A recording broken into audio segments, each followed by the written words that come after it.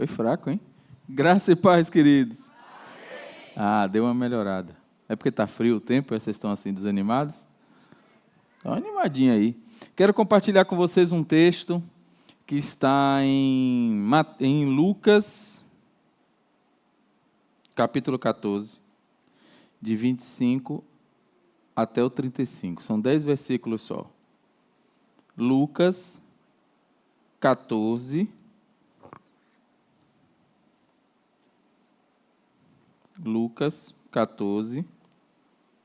do 25 ao 35. Quem achou? Olha aí. Quem achou, diga amém. Foi fácil, né? Quando é assim, Lucas, Marcos, quando é os evangelhos, é fácil, né? Mas quando a gente dá um texto que é de um livro que a gente não costuma manusear. Cadê? Lucas, capítulo 14, diz assim: certa vez uma grande multidão estava acompanhando Jesus. Ele virou-se para eles e disse: Quem quiser me acompanhar não pode ser meu seguidor se não me amar mais do que ama seu pai, sua mãe, sua esposa, seus filhos, seus irmãos, as suas irmãs e até a si mesmo. Não pode ser meu seguidor quem não estiver pronto para morrer, como eu vou morrer e me acompanhar. Se um de vocês quer construir uma torre, primeiro senta e calcula quanto vai custar para ver se o dinheiro dá. Se não fizer isso, ele consegue colocar os alicerces, mas não termina a construção. Aí todos os que virem o que aconteceu vão caçoar dele, dizendo: este homem começou a construir, mas não pôde terminar. Se um rei que tem 10.000 soldados vai partir para combater outro que vem contra ele com 20.000, ele senta primeiro e vê se está bastante forte para enfrentar o outro. Se não fizer isso, acabará precisando mandar mensageiros ao outro rei, enquanto este ainda estiver longe, para combinar condições de paz. Jesus terminou dizendo: assim nenhum de vocês pode ser meu discípulo, se não deixar tudo que tem. O sal é uma coisa útil, mas se perde o gosto, deixa de ser sal. É jogado fora, pois não serve mais nem para a terra, nem para o monte de esterco. Se vocês têm ouvidos para ouvirem, então ouçam. Eu até prefiro a versão da NVI, era para eu ter lembrado ao pessoal da mídia, mas a culpa foi minha. Mas essa versão também é bem clara. E aí eu quero trazer para vocês algumas questões aqui. Na largada, esse texto já nos dá um ensinamento, que há uma diferença entre estar numa multidão que segue Jesus e ser discípulo dele. Então o texto começa dizendo: uma grande multidão ia acompanhando Jesus. Logo, a gente parte do pressuposto que se aquela multidão estava acompanhando Jesus, ou tinha algum nível de aproximação, de carinho, de simpatia, ou então tinha algum desejo, algo que estava relacionado a Jesus, porque ninguém ia estar seguindo Jesus para onde ele fosse se não houvesse alguma expectativa ou de ver ou de receber algo dele. Então, o texto já começa nos dizendo, porque Jesus pega esse povo que está seguindo ele, que em tese não havia nenhuma necessidade de Jesus dar nenhuma orientação sobre como segui-lo, porque esse povo não já estava seguindo. O texto não diz que a multidão estava, como é que diz aqui? Uma grande multidão ia acompanhando Jesus. Então, onde ele ia, uma multidão ia. E agora ele começa a trazer regras e informações sobre o que precisa ser feito para seguir ele. Ora, mas esse povo não já estava seguindo? Por que ele dá essas orientações? Porque há uma diferença entre seguir Jesus na multidão, levado pela multidão, no efeito da manada, e há uma diferença muito grande em decidir ser discípulo dele. Portanto, eu e você podemos, se quisermos, seguir Jesus do jeito mais estranho, mais doido, mais leve. Jesus está indo, a gente vai vindo, aí sabe que tem um culto ali, a gente vai, sabe que tem outra coisa ali, vai, aí sabe que tem um evento, vai, porque tem Jesus no meio, a gente vai, e a gente às vezes vai nessa multidão. Mas essa multidão não é a multidão de discípulos, é só a multidão de seguidores. Então, o texto já começa nos dizendo, nos mostrando que Jesus está falando comigo e com você para, ainda que façamos parte da multidão que o segue, que a gente faça uma escolha sobre como a gente...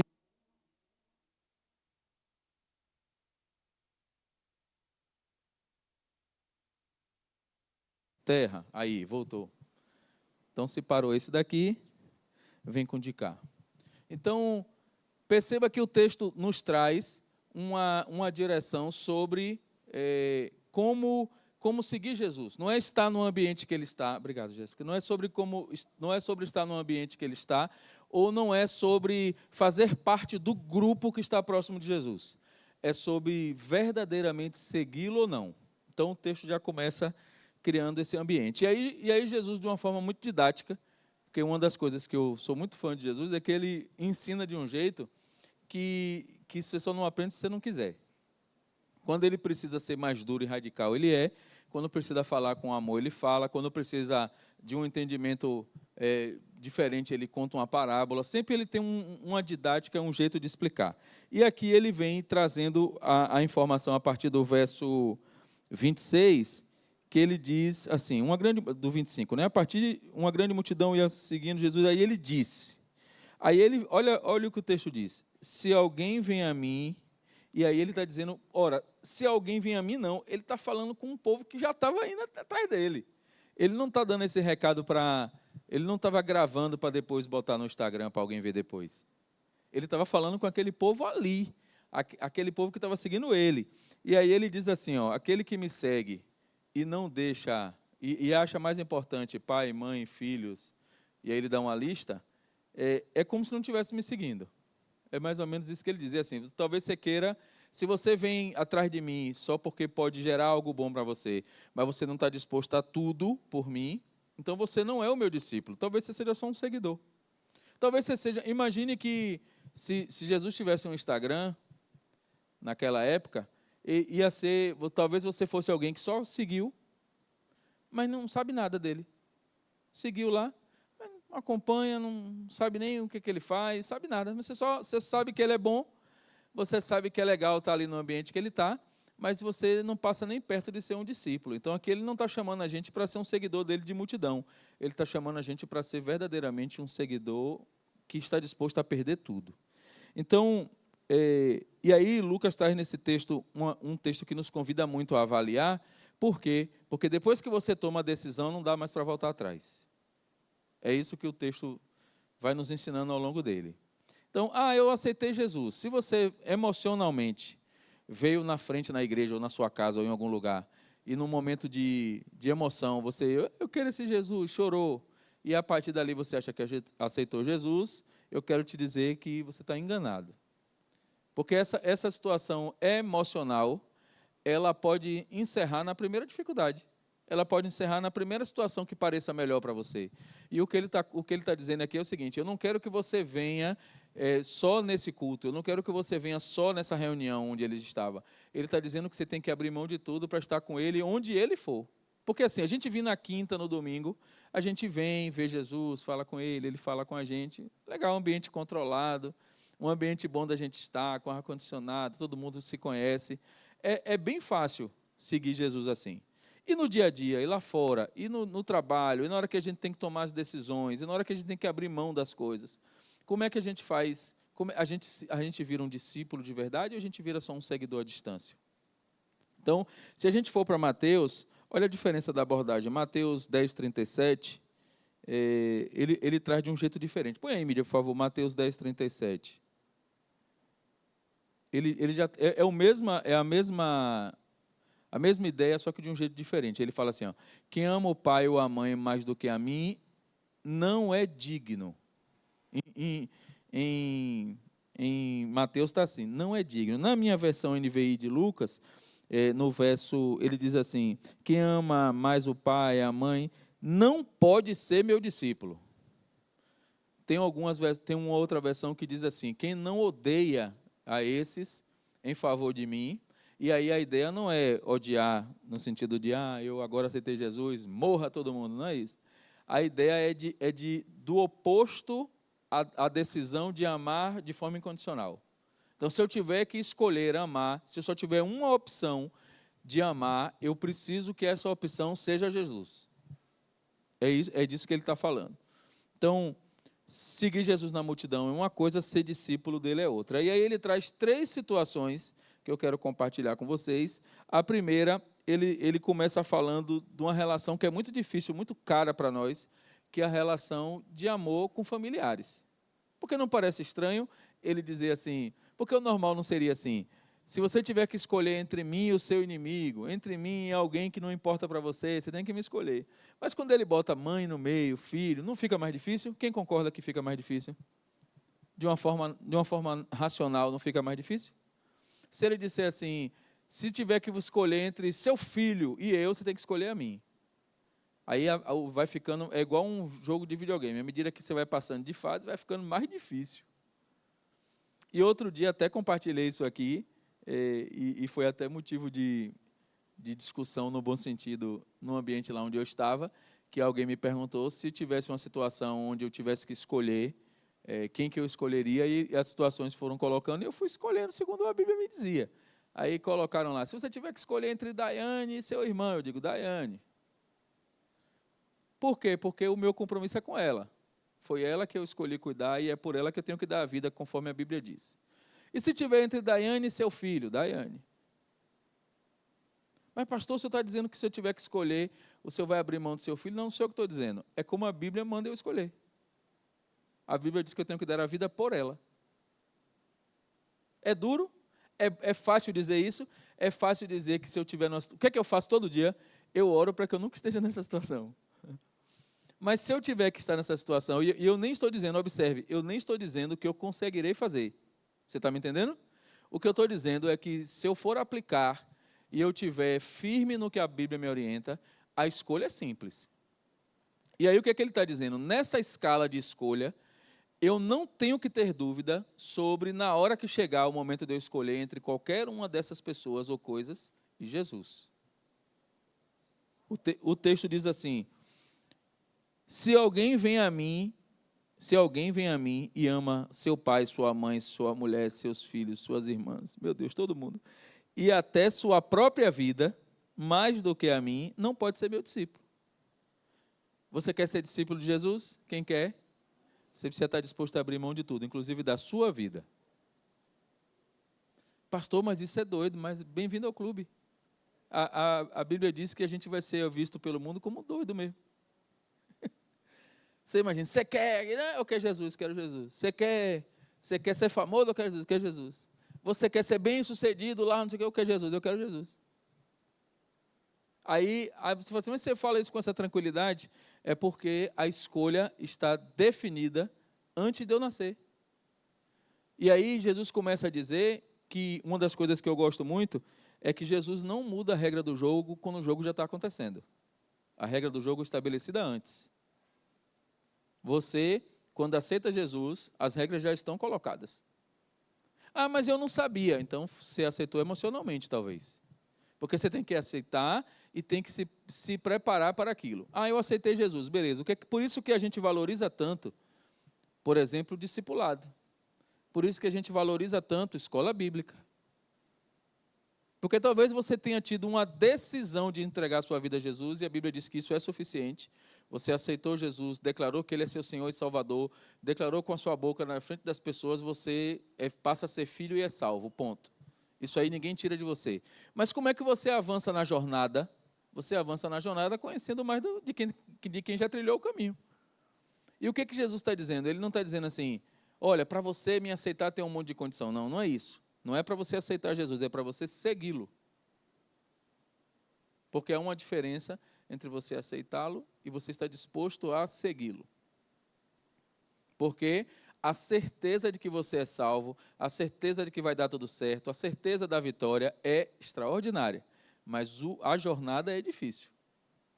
A certeza que você vai para o céu, que você está salvo, que lá não tem dor, não tem doença, que você vai estar com Jesus eternamente glorificando o nome dele, eu acho isso extraordinário, quando eu olho para esse cenário.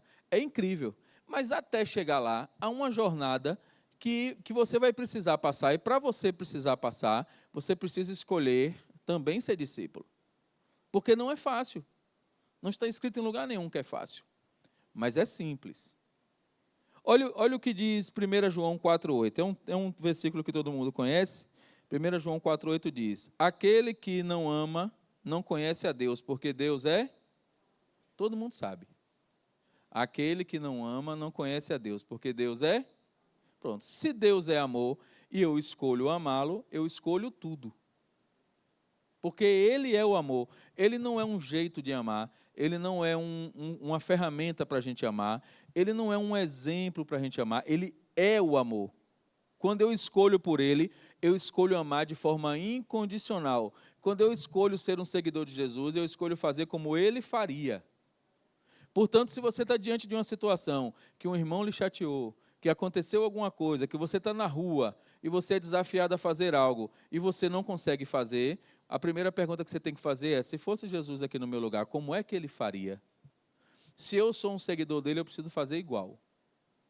Ah, mas eu não consigo, eu não estou pronto, eu não estou capacitado. É outra história, você precisa buscar isso. Porque Jesus nos fez salvo, não perfeitos.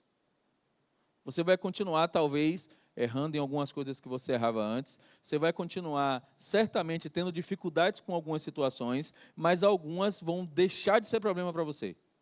Porque quando você aceita Jesus, ele arruma essa engrenagem na sua vida. Algumas coisas que eram difíceis para você vai passar a ser fáceis. Outras que eram limitadores para você, talvez fique pior de fazer. E é por isso que ele está dando um exemplo tão duro, como é o exemplo de abrir mão da família, de mãe, de filho, de irmãos, porque, vamos combinar, se você vence isso, você vence qualquer coisa. Quem é pai e mãe aqui? Quem é pai e mãe? Levanta a mão. Olha aí. Quem não é, vá se programando aí. Quem é pai e mãe sabe da dificuldade de fazer essa escolha. Quem não é pai e mãe, imagina como é. Mas só pai e mãe sabe o que é ter um filho doente e sofrer mais do que a criança. Ver um risco de morte iminente para um filho. O que é que muito pai e mãe faz quando vê uma criança doente? Senhor, se puder, passe para mim. Quem já orou assim? Qual é o pai e mãe que já orou assim? Fale a verdade aí. Senhor, passe essa doença para mim. Eu sou mais forte, eu aguento mais, não tem essas maluquices que pai e mãe ora. Senhor, ao invés de orar e dizer assim, Senhor, cura e não pegue ninguém, a gente fala assim, Senhor, passe para mim. Por quê? Porque a gente quer estar, nós estamos dispostos a passar esse sofrimento pela criança, ou pela esposa, ou pelo marido. E a esposa tem que orar mesmo, porque um homem com febre é um negócio, né? Meu Deus. Então, um homem com febre é uma tristeza, não é? A mulher com febre faz 32 coisas, o homem com febre faz mais nada. É.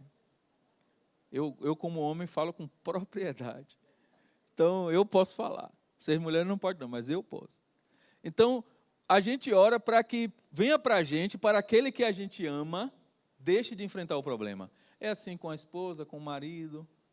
Às vezes não tanto com a esposa, com o marido, mas com o filho, com certeza. E aí o que ele está dizendo aqui? Ele está dizendo assim, ó, esse sentimento que você tem por pai, por mãe, por marido, ele não pode ser maior do que o que você tem por Jesus. Só que quando você vai ler, quando você acompanha a Bíblia inteira, você vai perceber que se você, e é por isso que eu acho Jesus incrível, você vai perceber que se você priorizar ele neste nível, ele cuida desse pessoal todo. Quem está entendendo? É assim, ó, se você for cuidar desse pessoal todo, pai, mãe, filho, você vai cuidar com o seu braço. Pode acontecer de algo acontecer com eles, para que você desperte que o foco não é eles. Quando você desperta e entende que o foco é Jesus, Jesus cuida de todos eles. Faz sentido para você? Então, a ideia não é, poxa, que maldade, eu tenho que deixar de amar minha esposa, meus filhos, para amar Jesus. Não, não é isso que ele está dizendo. Ele não está falando para você deixar de amá-los. Ele está falando para que você nunca os priorize como mais importantes do que ele. É isso que ele está dizendo. Se você faz isso, ele vai permitir que você consiga amá-los com o melhor da sua saúde, com o melhor do seu recurso. Quem está entendendo? Não faz sentido agora? E aí ele diz assim, aquele que não ama não conhece a Deus, porque Deus é amor. A gente falou aqui de 1 João 4,8. Então, se eu entendo que Deus é amor, e eu quero, e Deus, Jesus é Deus, e eu sou seguidor de Jesus, eu preciso viver esse amor de uma forma perceptível. Eu não posso ser seguidor de Cristo e ser conhecido como aquele que ninguém vê um gesto de amor. Eu não posso ser cristão e ser aquele que sou conhecido como um encrenqueiro, como um pirracento, como alguém que, quando chega, o ambiente muda para pior. Eu preciso ser conhecido como alguém que, quando chega, a pessoa percebe como se Jesus estivesse chegando. Quem está entendendo? É uma tarefa simples, porque a gente sabe como fazer, mas ela não é fácil. Porque a nossa natureza humana grita o tempo inteiro contra essa questão. Então, é fácil eu amar aquele irmão que eu chego na igreja, que me abraça, que fala comigo, ou que me chama para tomar um café na casa dele. Esse é mais fácil ainda. O irmão, agora, não é difícil a gente amar aquele irmão que não fala com a gente, ou que a gente tem a sensação, às vezes, que a gente falou e ele não respondeu. Ou que, não tem assim? Aí a gente sabe que o irmão é um pouco mais brabinho, né? Porque tem gente que entende que tem que ser sal e tem gente que quer ser sal grosso, né? Então, a gente olha para esse irmão e a gente fala assim, esse é difícil de amar. Mas o que Jesus está dizendo é que não há mais fácil ou mais difícil de amar. Porque se você precisa ser igual a ele, você precisa amar de um jeito igual a todos, como ele faz. Pastor, e como é que eu consigo fazer isso? Fazendo o que Jesus faz. É fácil de fazer. Quer dizer, é simples, porque é simples da gente entender. Mas na hora de fazer não é fácil, né? Porque a gente se vê diante de todas as questões. Mas aí ele vem trazendo algumas coisas que nos ajudam. Olha como Jesus é didático. Primeiro ele fala que quem tem que seguir, ele tem que seguir para valer. Aí ele dá o exemplo radical. Diz assim, ó, se tiver que escolher entre eu e sua mãe, ou seu pai, ou seu filho, tem que escolher a mim. Pronto. Aí parece que o negócio vai ficar... Aí ele vem explicando de um jeito macio. Ele fala assim, ó, se um rei que pretende sair para a guerra, primeiro ele não faz a conta lá, ele não pensa se ele tem 10 mil soldados, se ele é capaz de lutar contra 20, e aí ele olha que se ele tem 10 mil e o inimigo tem 20, não vale a pena ele ir. O que é que ele vai fazer? Ele vai mandar um mensageiro dizendo, ó, o negócio é o seguinte, eu sou de paz, ó, te amo, não vamos brigar não. Por quê? Porque ele faz a conta e ele vê que 10 não vence 20. Aí o que ele está dizendo aqui? Antes disso, ele dá até o exemplo da construção, né? Mas o que ele está dizendo é assim, ó, avalie se vale a pena você ir para essa guerra que você quer, se vale a pena você ficar brigando o tempo inteiro com as coisas do mundo, porque há uma grande chance de você ser derrotado. Aí você fica, aceita Jesus ou não aceita? Será que não sei o quê? Aí tem gente que fala assim, quando eu tiver mais velho... Não é assim? Não tem gente que diz assim? Quando eu tiver mais velho, eu vejo esse negócio de Jesus, porque eu vou, como se ele pudesse controlar o tempo. Eu vou aproveitar, eu vou curtir, eu vou fazer quando eu tiver mais velho. Sabe o que essa pessoa está fazendo? Ela está indo com 10 mil soldados lutar uma guerra contra 20. Porque ela vai perder. Essa guerra de tentar vencer o mundo para fazer parecer que você é bonzinho, você vai perder. Aí ele está dizendo assim, ó, eu disse para você que era difícil, você tinha que abrir mão de tudo. Mas deixa eu te dizer, se você parar para pensar, é lógico, é muito mais lógico, e é muito mais garantido, e é muito mais legal até, eu diria, você escolher por Jesus. Porque você escolhe por Ele, pode ter uma dificuldade, pode ter dificuldades sérias, mas você garante que o resultado final é vitorioso. Quando você não escolhe Jesus, você deixa de ter problema? Eu conheço um monte de gente que não tem Jesus que tem problema, até pior que o meu. Você tem problema, você passa perrengue, só que no final você perde. Porque ninguém vai me convencer que morrer e ficar eternamente no inferno é uma vitória. Então, o que ele está dizendo é o seguinte, pare para pensar racionalmente. Ah, você não quer ser convencido de que o amor de Jesus é suficiente, é necessário? Então seja racional. É o que Jesus está dizendo aqui. Ó. Você quer ser racional? Vamos fazer a conta. Então, quem começa uma obra e não faz a conta, termina a obra? Não sei se foi no discipulado, que eu estava, acho que foi no discipulado, não sei o que foi. Foi numa escola bíblica, eu acho que... Não foi que alguém deu esse exemplo, que começou a construir uma casa, e aí a pessoa queria uma casa assim, menor, térrea, e aí quando chegou na hora, a pessoa resolveu construir em cima também. Só que só havia recurso para a casa térrea. Aí começou a fazer, não aprontou a casa térrea, começou a fazer a casa de cima, e o resultado ficou as duas sem ficar pronta. Quem conhece alguém assim, que mora numa casa e meia? Eu já morei numa casa e meia, eu sei como é. Então, assim, se você se organizar, se você parar para fazer conta e ver que você pode, há um recurso ilimitado com Jesus para você construir a sua casa. Vamos pegar esse exemplo assim, que há um recurso ilimitado com Jesus que vai permitir você construir uma casa que você vai morar bem, que você vai viver para sempre. Se você entender que essa conta pode ser feita, você vai decidir por Jesus para que no final você tenha essa tal casa que você quer construir. Mas se você for para o mundo, porque o mundo lhe deu um terreno, o mundo lhe deu um terreno de graça. Vou lhe dar um terreno de graça, o mundo dizendo.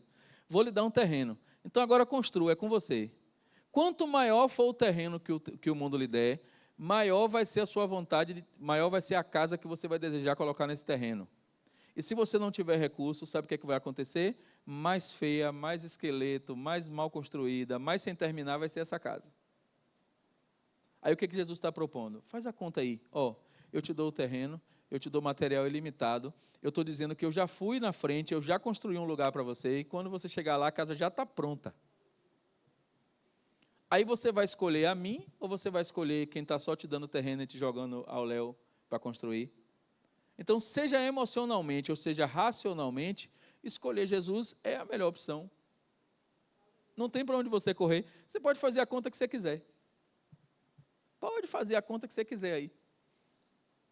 Aí ele diz assim, aí ele continua dizendo assim, e aí ele agora chama para um compromisso radical. Não que o compromisso anterior não fosse, mas ele parte ele dá o exemplo da construção, e depois no meio desse texto, ele joga algo que é uma decisão muito radical, mas ao mesmo tempo ela é irreversível, que é a questão de carregar a cruz. Porque ele fala assim, olha como ele fala, eu gosto de Jesus por isso, ele diz assim, ele dá aquele exemplo, né? De não amar o pai, a mãe e tal, e no mesmo pedaço, que é o 27, ele diz assim, e aquele que não carrega a cruz e não me segue, não pode ser meu discípulo. Não é só sobre você decidir por Jesus, é sobre você agir na prática a partir dessa decisão. Porque é assim, todo mundo, mesmo que não seja crente, se você perguntar para alguém, você prefere ir para o inferno ou para o céu? A pessoa provavelmente vai dizer, para o céu. Porque tem aquela ideia de que o céu é tudo bonzinho e de que o inferno é tudo ruim, não é assim? A pessoa vai dizer, mesmo que não seja crente, ela vai dizer para o céu. Só que você não vai para o céu só porque você disse que quer ir para o céu. Tem coisas que você precisa fazer. E aí, quando você diz assim, para ir para o céu, você precisa carregar a sua cruz. Aí a pessoa faz a conta. Peraí, carregar a cruz não é um negócio bom.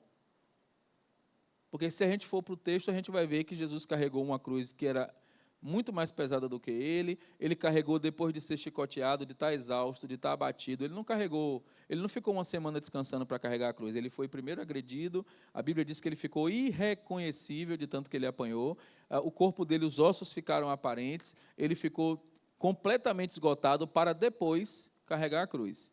A cruz foi o final do processo. E aí o que ele está dizendo? Você também precisa fazer isso. Mas eu não quero fazer isso porque é dolorido, porque dá trabalho, porque é difícil, porque eu não consigo. Você tem esse direito de escolher isso. Mas quando você abre mão disso, você abre também mão do céu. Não dá para ter as duas coisas. Você não vai ficar vivendo a vida do jeito que você quer aqui e receber como prêmio o céu, porque o céu é o prêmio para aqueles não que viveram aqui como querem, mas aqueles que viveram aqui como Jesus quer que você viva.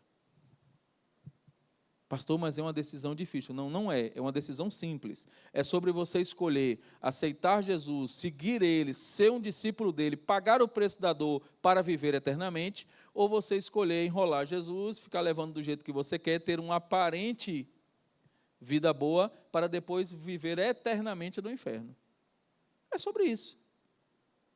E aí a regra do jogo, mais uma vez, ela é colocada antes do jogo começar. Porque você não pode dizer que não sabia. Porque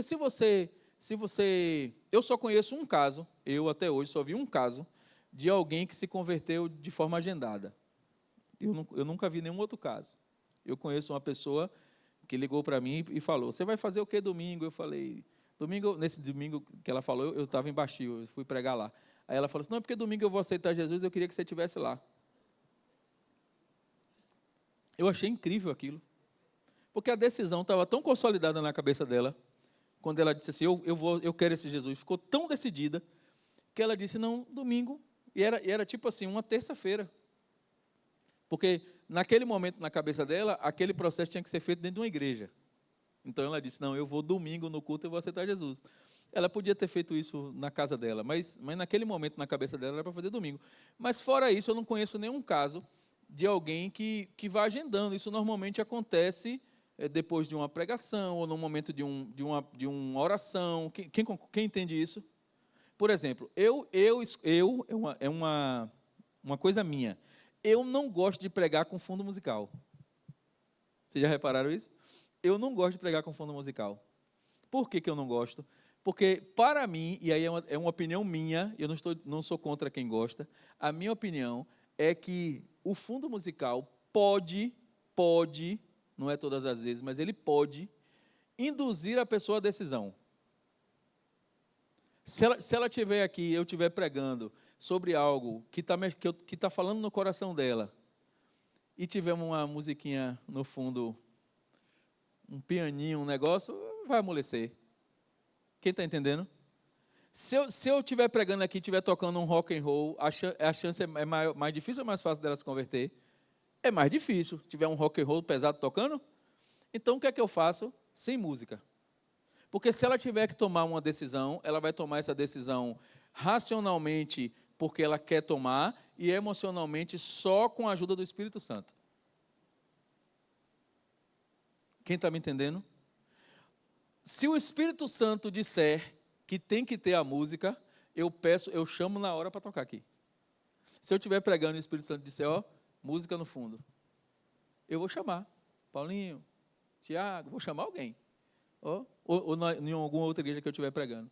Pode alguém fazer um sonzinho aí?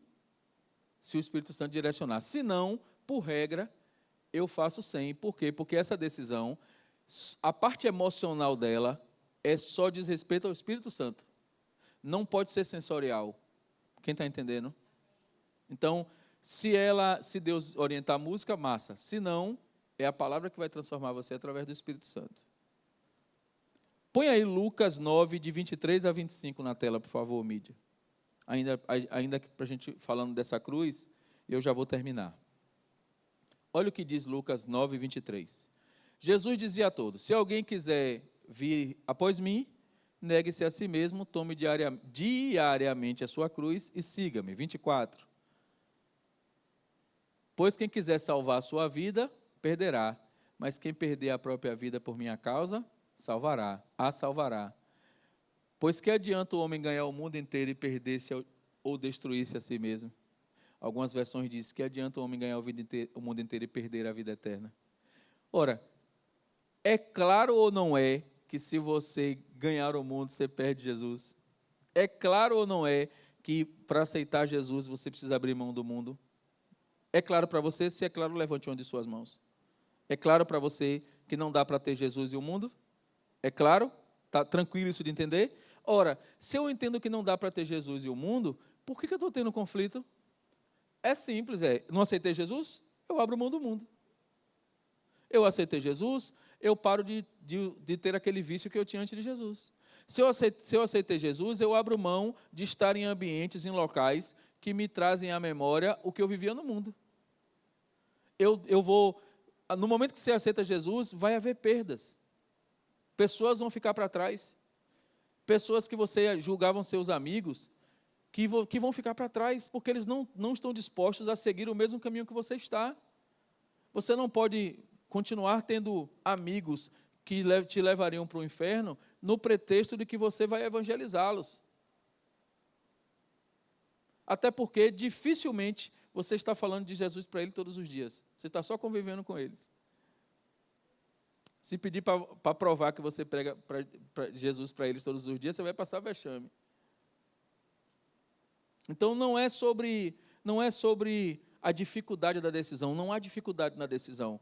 É sobre a dificuldade depois que você decide. Quem está entendendo?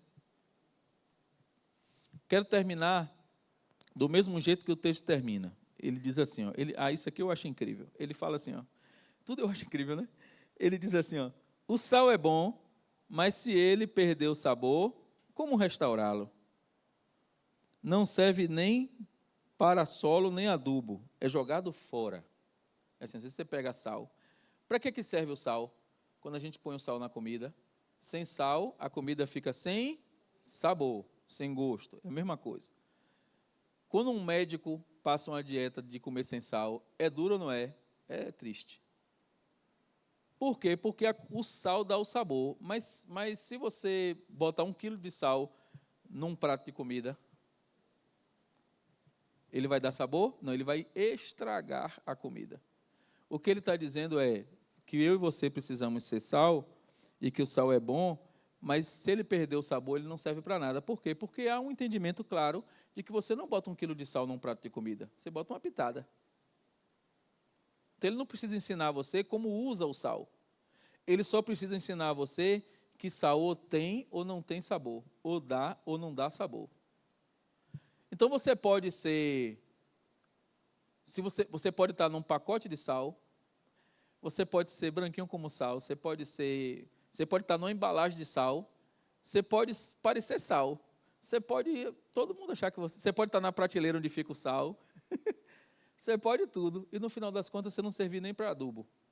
Porque toda vez que uma pitada sua entra em algum lugar, desanda, ao invés de arrumar, ao invés de dar sabor.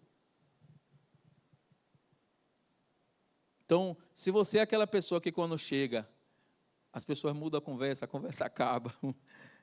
Eu quero te dizer que talvez você não seja sal do jeito que você acha que é.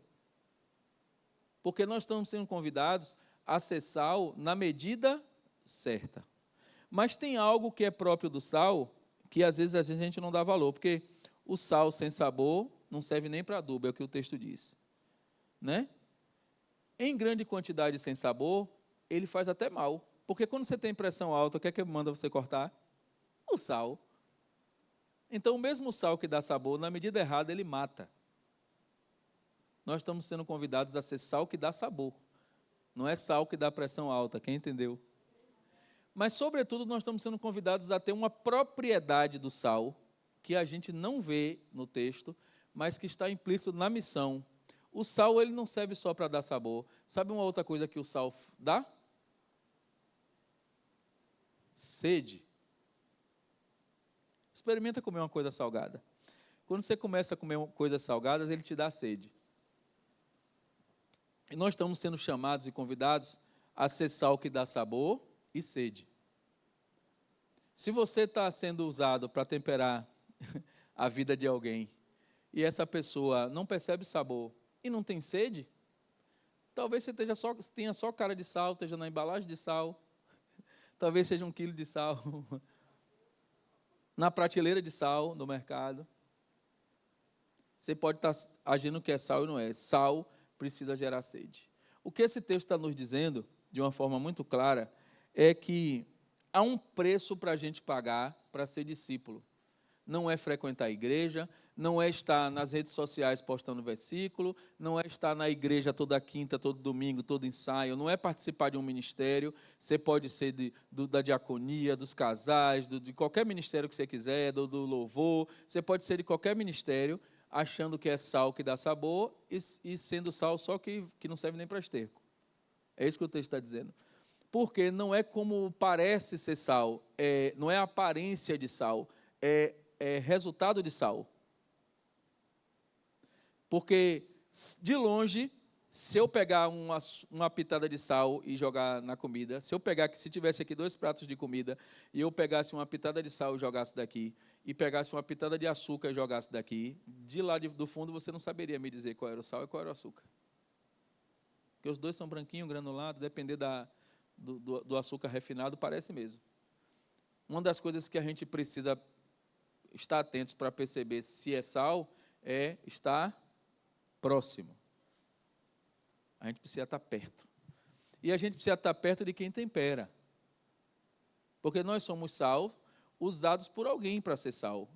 Nessa ilustração, se eu sou sal, quem é o mestre da cozinha?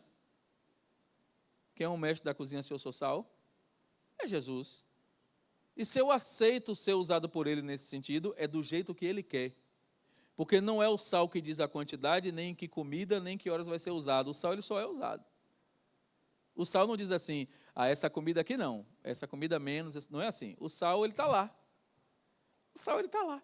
E às vezes está num recipiente bonito, uma saleira bonita, às vezes está numa saleira derrubada. Ou às vezes está só no saco, você já pega direto do saco mesmo. Porque sal é um negócio que demora, né? Você corta em casa, ele fica às vezes, quando você percebe, já é hora de comprar, porque ele acabou.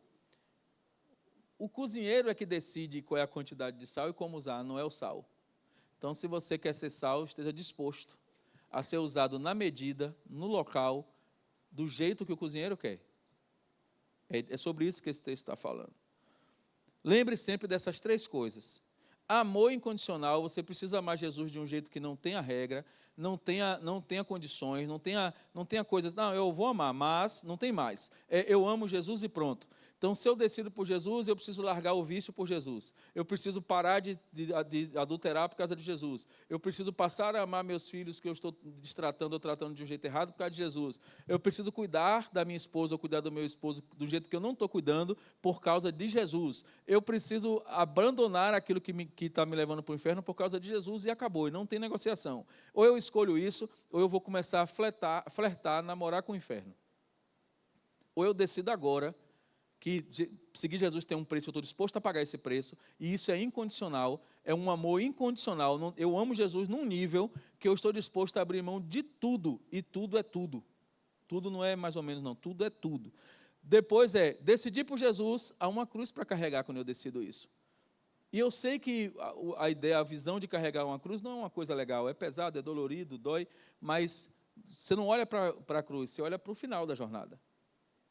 O final da jornada. E, por fim, você é convidado a, neste processo, ser sal, mas não ser um sal que vai deixar as pessoas doentes, nem que vai aterrar a vida das pessoas. Você é chamado para ser um sal que dá sabor, que faz ela ter sede por Jesus. Você é chamado a ser um sal cujo o cozinheiro, o mestre cuca, o masterchef que vai usar o sal, sabe a medida certa. Você só precisa se permitir ser usado nessa medida. Fique de pé. Eu quero orar por você, porque hoje